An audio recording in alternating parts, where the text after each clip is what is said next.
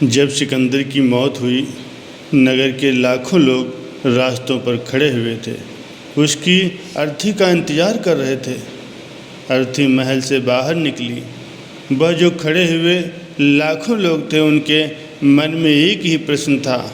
उन सब की बात में एक ही प्रश्न और जिज्ञासा पूरे नगर में फैली गई। बड़े आश्चर्य की बात हो गई थी, ऐसा कभी हुआ नहीं था। अर्थियाँ तो रोज़ निकलती होंगी, रोज़ कोई मरता है, लेकिन सिकंदर की अर्थी निकली थी तो ये बात हो गई थी, वो बड़ी अजीब थी। अर्थी के बाहर सिकंदर के दोनों हाथ लटके हुए थे। हाथ तो भीतर होते हैं, अर्थी में क्या कोई भूल हो गई थी कि हाथ अर्थी से बाहर लटके हुए थे। लेकिन सिकंदर की अर्थी और भूल हो जाए, ये तो संभव नहीं था। और एक दो लोग नहीं, सैकड़ों लोग महल से उस अर्थी को लेकर के आए थे। किसी को तो दिखाई पड़ गया होगा कि हाथ बाहर निकले हुए हैं। सारा गांव पूछ रहा था कि हाथ बाहर क्यों निकले हैं। सांझ होते होते ही लोगों को ये पता चल गया। सिकंदर ने मरते वक्त कहा था, मेरे हाथ अर्थी के भीतर मत करना। सिकंदर ने ये कहा था। उसके हाथ अर्थी के बाहर रहें ताकि सारा नगर ये देख ले कि उसके हाथ भी खाली हैं। हाथ तो सभी के खाली होते हैं मरते वक्त, उनके भी जिनको हम सिकंदर जानते हैं, उनके हाथ भी खाली होते हैं। लेकिन सिकंदर को ये ख्याल उसके खाली हाथ लोग देखें, जिससे दुनिया जितनी चाही थी, जिसने अपने हाथ में सब कुछ भर लेना चाहा था, वो हाथ भी खाली हैं, ये दुनिया देख ले। सज्जनों, सिकंदर को मरे हुए बहुत दिन हो गए हैं, लेकिन शायद ही कोई आदमी अब तक देख पाया है कि सिकंदर के हाथ भी खाली हैं। और हम सब भी छोटे छोटे सिकंदर ही हैं, और हम सब भी हाथों को भरने में लगे हुए हैं। लेकिन आज तक कोई भी जीवन के अंत में क्या भरे हुए हाथों को पा सका है। अधिकतर लोग असफल मरते हैं। ये हो सकता है कि उन्होंने बड़ी सफलताएं पाई हों संसार में, ये हो सकता है उन्होंने बहुत सा यश और धन कमाया हो, लेकिन फिर भी असफल ही मरते हैं, क्योंकि हाथ खाली होते हैं मरते वक्त। भिखारी ही खाली हाथ नहीं मरते, सम्राट भी खाली हाथ मरते हैं। तो फिर ये सारी ज़िंदगी का श्रम कहाँ जाता है?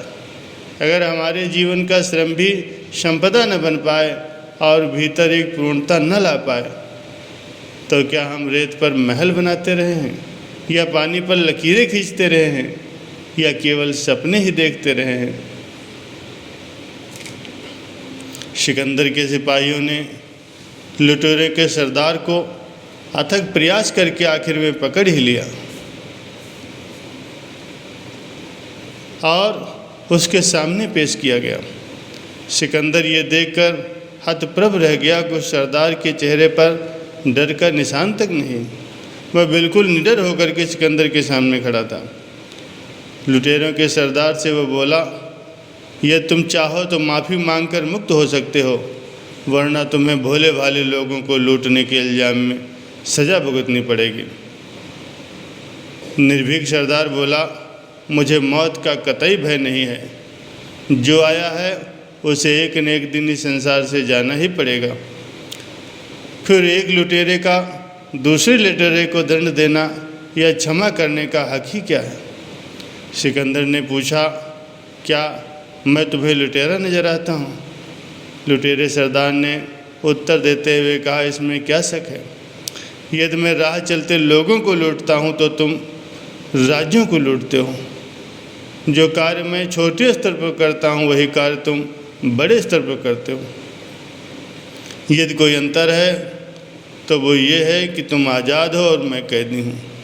इतना सुनकर सिकंदर निरुत्तर हो गया और लुटेरे सरदार को मुक्त कर दिया। सच भी है, आज भी इस ज़माने में यही हो रहा है। पाप सब कर रहे हैं, भेद सिर्फ मात्रा का है। हमारे सत्य की भी एक मात्रा है कि इतना इतना है ये सत्य, और इतना इतना गलत किया तो ये गलत है। हम सत्य को कैसे जान सकते हैं?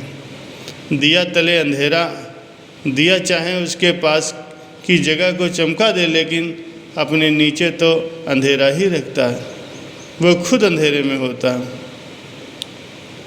सज्जनों, मात्र 20 साल की उम्र में ही सिकंदर मैसेडोनिया का राजा बन गया था।